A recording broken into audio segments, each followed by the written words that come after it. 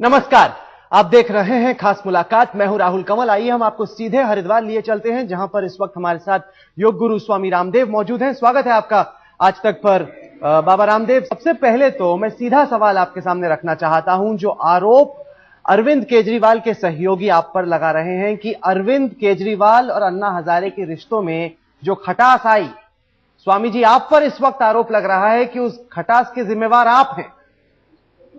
यह आपका षड्यंत्र था।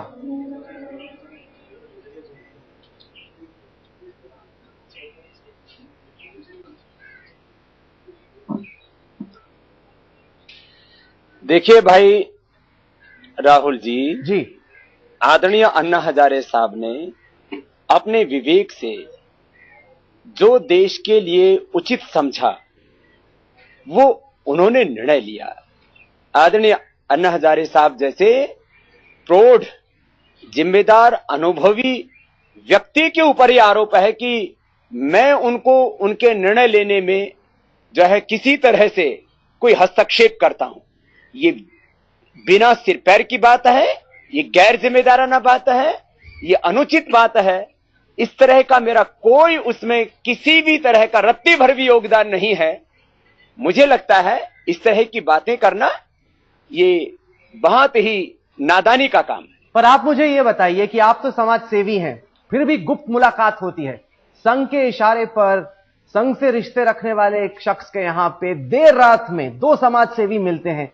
मतलब ये तो नेताओं का काम था। समाज सेवी इस तरह से गुप्त मुलाकातें कब से करने लग गए, सीक्रेट डील कब से करने लग गए, जिसमें वो चाहते हैं कि कोई कैमरा ना पहुंचे। वो तो आज तक का कैमरा था जो पहुंच गया वहां पे। आप लोग तो कोशिश कर रहे थे वो मुलाकात को सीक्रेट रखने का। हुआ क्या उसमें? देर रात आप लोगों की मुलाकात हुई, क्या हुआ उसमें?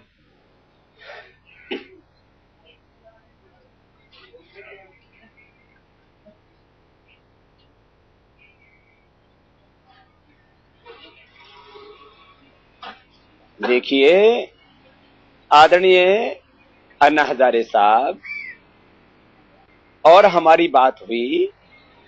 इसके अलावा उस वार्ता में कुछ दूसरे भी लोग सम्मिलित थे। अभी हम इस पूरी बात का कोई खुलासा यहां नहीं करेंगे, केवल इतनी सी बात कहेंगे, क्या देश के भलाई के बारे में, देश के भविष्य के बारे में सोचने वाले लोग क्या कभी मिल नहीं सकते? हम क्या आतंकवादी हैं? हम क्या कोई देशद्रोही है? कोई हम साजिश रच रहे हैं? क्या अच्छी बातें भी देश के बारे में नहीं सोची जा सकती? क्या देश के लिए, आगे के भविष्य के लिए कोई रणनीति नहीं बनाई जा सकती? मुझे लगता है यह आरोप लगाना गलत है कि एकांत में बैठ करके हमेशा कोई साजिशें ही रची जाती हैं, कोई षड्यंत्र ही रचे जाते हैं। आचार्य चाणक्य कहते हैं, हमारे ये बड़े बुजुर्गों की परंपरा है कि कभी इस एकांत में बैठ करके देश के भविष्य के बारे में भी सोचा जाता है, रणनीतियां बनाई जाती है। और दुनिया के इतिहास में स्वामी जी इतना सरल नहीं है। स्वामी जी इतना सरल नहीं है। आप लगातार दावे करते हैं कि आप पूरी तरीके से पारदर्शी तरीके से काम करते हैं। उसको आप हमेशा कहते हैं कि मैं पारदर्शी तरीके से काम करता हूं। तो अगर आप पारदर्शी तरीके से काम करते हैं तो सीक्रेट रख क्यों रहे हैं? आप ये बताइए। आप तो हमेशा दावा करते हैं ना कि सब चीज ट्रांसपेरेंट है, खुले में है, छिपाने की कोई बात नहीं है। संघ से जुड़े हुए लोगों के साथ मुलाकात होती है और आप कह रहे हैं कि उसके बारे में आप बताना नहीं चाहते हमारे दर्शकों को। आखिरकार गुपचुप तरीके से क्या बातचीत हुई, छिपा क्यों रहे हैं आप ये?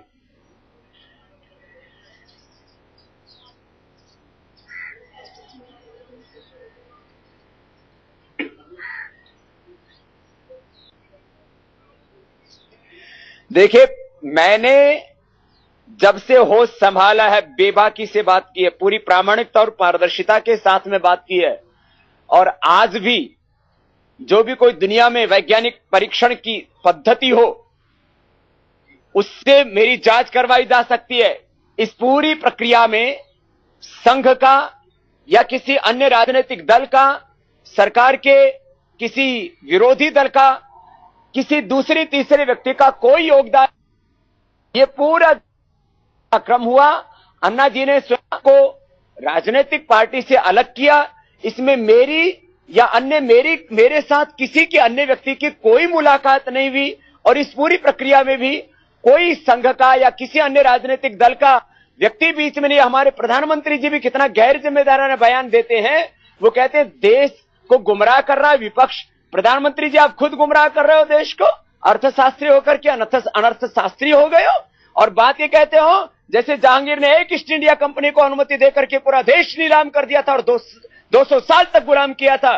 जिस तरह से एक रॉबर्ट क्लाइव ने 1760 के अंदर जो पाप किया, एक स्वामी जी आप तो मुद्दा बदल रहे हैं, स्वामी जी आप मुद्दा बदल रहे हैं। मुद्दा नहीं मैं बदलने दूंगा, पूरे हिंदुस्तान में मुद्दा मैं नहीं बदलने दूंगा। स्वामी जी, स्वामी जी घर में शराब पीने, मैं आपको बताता हूँ उस मुलाकात में हुआ क्या। स्वामी जी मैं आपको बताता हूँ उस मुलाकात में हुआ क्या। धन की हत्या होती है, ये पूरी मुलाकात बुलाई गई, हमने तो कोई गुमराह करने का काम नहीं स्वामी जी, ये मुलाकात बुलाई गई इस मकसद से क्योंकि कहीं ना कहीं विपक्षी पार्टियों को यह लग रहा था कि अगर अरविंद केजरीवाल की पार्टी बनती है, अन्ना हजारे का आशीर्वाद रहता है, तो इससे सीधे सीधे जो नुकसान है वो होगा बीजेपी को।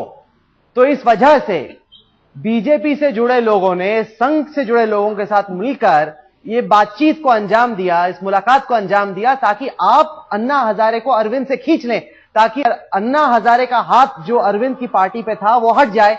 इस वजह से ये बातचीत हुई, इस वजह से ये मुलाकात हुई। यह है पूरी साजिश और यही है पूरी खबर जिसको आप छिपा रहे हैं।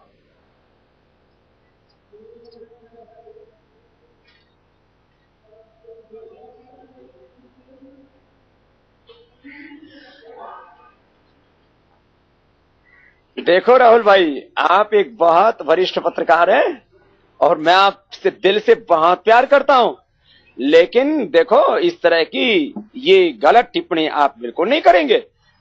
रही बात अन्ना टीम की, जब अन्ना जी मुझसे मिल रहे थे उससे पहले तो वो निर्णय ले चुके थे। उस निर्णय में मेरी क्या भागीदारी है, मेरी उसमें क्या साझेदारी है, मेरा कोई उसमें हस्तक्षेप नहीं है। हां, आदरणीय अन्ना साहब ने क्योंकि दिल्ली में सारी प्रेस के सामने कहा है कि वक्त आने पर हम इस पूरे मुलाकात का उद्देश्य भी सामने बता देंगे, और क्योंकि आदरणीय अन्ना हजारे साहब ने ऐसा कह दिया, इसलिए हमारी जो भी बात हुई है, मैं एक सूत्र रूप में उस बात को कहना चाहता हूं।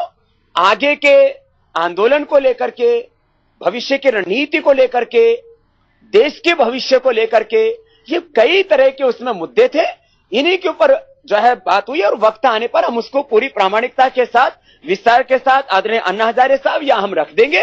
इसमें किसी तरह की कोई साजिश, किसी तरह का कोई षड्यंत्र, किसी को नीचे दिखाने की मंशा या कोई इसमें कोई राजनीतिक जो है स्वार्थ, ये कतई इसमें रत्न भर लेश मात्र भी इसमें किसी तरह का नहीं। स्वामी जी ये बताइए कि अरविंद केजरीवाल की जो पार्टी थी उससे आपको इतना परहेज क्यों था? क्यों आपको नहीं लगता कि अगर एक गैर कांग्रेस, गैर बीजेपी पार्टी बनती है जिसमें साफ छवि के उम्मीदवार रहते हैं, तो उससे देश की राजनीति साफ नहीं होगी? क्योंकि एक वक्त पे तो आपका भी यही इरादा था, तो अरविंद ने उसी इरादे को अंजाम तक पहुंचाने की कोशिश की, उसमें क्या आपत्ति थी आपको?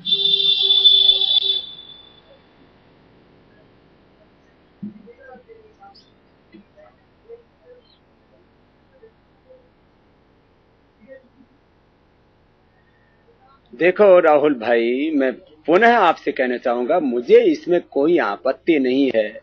एक नहीं, इस देश में 100 पार्टियां बने, पार्टी 40 बने, पार्टी सहस्त्र नाम बने, देश में काम हो, इसमें मुझे क्या आपत्ति है। हम तो सामाजिक और आध्यात्मिक धरातल पर रह करके देश में सामाजिक, सांस्कृतिक, आर्थिक और राजनीतिक बदलाव के लिए आज भी काम कर रहे हैं।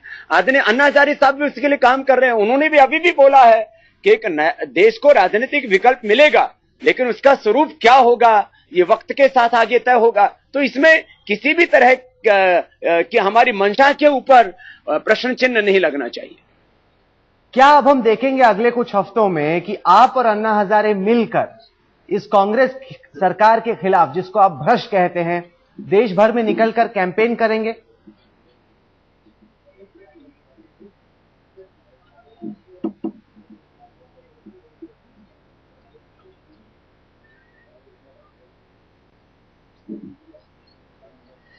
देखिए, पहले 2 अक्टूबर को जंतर मंतर पर एक बहुत बड़ा आयोजन करने का हमने कहा था, लेकिन हमें पता लगा है कि 2 अक्टूबर को किसी राजनीतिक पार्टी ने उस स्थान को बुक करवा लिया, उसके लिए उन्होंने अनापत्ति भी ले ली है, परमिशन ले ली है।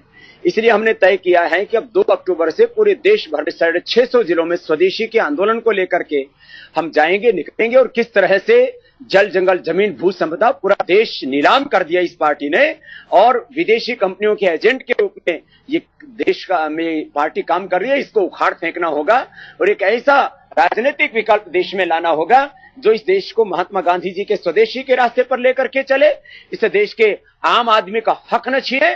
प्रधानमंत्री जी ने जो निर्णय लिया आर्थिक सुधारों के नाम पर, जिन लोगों ने देश लूटा है उनसे तो वसूली की नहीं। आम आदमी जो मेहनत कश है, किसान, मजदूर, कारीगर और इस देश का वो ईमानदार आदमी जो 2 वक्त की रोजी रोटी के लिए सुबह से शाम तक संघर्ष करता है, उसके ऊपर के पेट पर जिस तरह से प्रधानमंत्री जी ने लात मारी है, ये कहते थे आम आदमी का के साथ है इनका हाथ, ये राष्ट्र विरोधी है, ये जन विरोधी है और वक्त आने पर इसका परिणाम इनको भोगना पड़ेगा। वैसे तो ये पार्टी की मैं बार बार कहता हूं अर्थी सज चुकी, अंत्येष्टि बाकी है, डूबता हुआ जहाज है, इसमें इतने छिद्र हो चुके हैं, कब डूब जाए, लेकिन हम अपना काम पूरा करेंगे तो 2 अक्टूबर से पूरे देश भर में आंदोलन चलेगा। स्वामी जी, अगर आपकी बात का मैं निचोड़ निकालूं, इसके परिणाम आगामी आम लोकसभा चुनाव में पूरे देश को देखने को मिलेंगे। पहले भी जहां जहां 5 प्रदेशों में हमने प्रचार किया, देश के लोगों को सच बताया, वहां उसके परिणाम आए थे। अगर मैं आपकी बात का निचोड़ निकालूं तो आपने कहा कि एक गैर कांग्रेसी विकल्प जो कि स्वदेश की बात करता है, और आपने कहा कि आप अपनी पार्टी नहीं बनाएंगे, तो सीधा सीधा आपका मतलब यह हुआ कि कांग्रेस को हटाओ, बीजेपी को लाओ। अब बाबा रामदेव की और अन्ना हजारे की जो कोशिश होगी वो यही होगी, क्योंकि स्वदेशी की बात तो बीजेपी ही कर रही है, एफडीआई का विरोध तो वही कर रही है।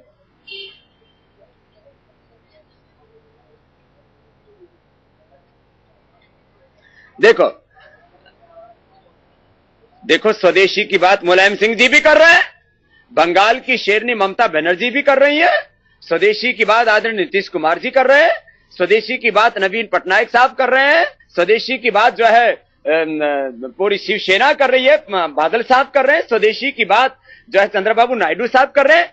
एक कांग्रेस को छोड़ करके ये तो कुछ यूपीए के भी घटक दल हैं जो इस पूरे पाप में इनके साथ नहीं है। ये तो मजबूरी में ये सरकार चल रही है कि ये नैतिक और संवैधानिक अधिकार ये सरकार खो चुकी है। आप एक पार्टी के ऊपर बात मत कीजिए, जो भी सच्चा हिंदुस्तानी है, जिनके रगों में हिंदुस्तानी खून है, जिनका खून और खानदानी खराब है, आप उनके ऊपर आप मुझसे क्यों टिप्पणी कराना चाहते हो? बाकी सब सच्चे हिंदुस्तानी लोग स्वदेश और स्वदेशी से प्यार करते हैं। महात्मा गांधी जी का ही संकल्प है, इसलिए स्वदेशी के कोई खिलाफत कोई कर ही नहीं सकता हिंदुस्तान में, जो हिंदुस्तान की मिट्टी से प्यार करता है। चलिए स्वामी जी, आपने कई बातें हमारे दर्शकों के सामने रखी, कुछ बातें छिपाई भी, लोग अपने मतलब खुद निकालेंगे और आगे चल के पता भी चलेगा कि वाकई आपका और अन्ना हजारे का ये जो आंदोलन है वो क्या रूप लेता है। आज तक पर आने के लिए, हमसे बात करने के लिए स्वामी रामदेव आपका बहुत बहुत शुक्रिया। तो ये थी बाबा रामदेव से आज की खास मुलाकात।